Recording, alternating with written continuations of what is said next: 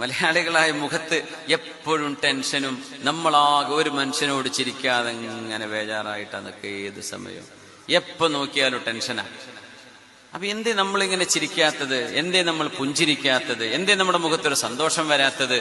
ഒന്നും ഉണ്ടാവില്ല. 15 കൊല്ലം കഴിഞ്ഞ് കെട്ടിക്കാനുള്ള കുട്ടനെ പറ്റിയ കരപ്പം ആലോചിക്കുന്നുണ്ടാവുക. എന്റെ കുട്ടിക്ക് 5 വയസ്സായാലും 20 കെട്ടിക്കാണെങ്കിൽ 15 കൊല്ലം കഴിഞ്ഞാൽ റബ്ബേ ഞാൻ എന്താ ചെയ്യാ?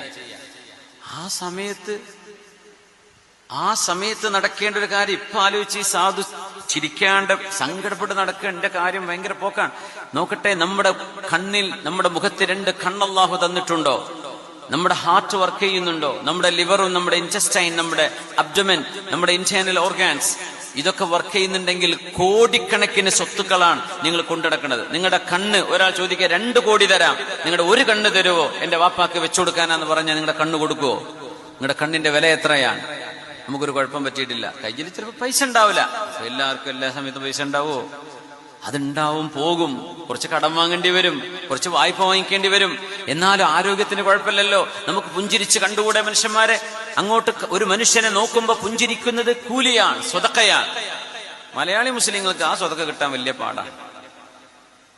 അങ്ങനെ ചിരിച്ചിട്ടൊന്ന് പുഞ്ചിരിച്ചിട്ടൊന്ന് സ്വതക്ക കിട്ടാൻ സാധ്യത വളരെ കുറവാണ്. നമ്മുടെ ടെൻഷൻ, എന്റെ ടെൻഷൻ തീർന്നിട്ടേ ഞാൻ ചിരിക്കുള്ളൂ തീരുമാനിച്ചു വെച്ചിരിക്കുക. അത് മരിക്കണവരെ തീരൂല.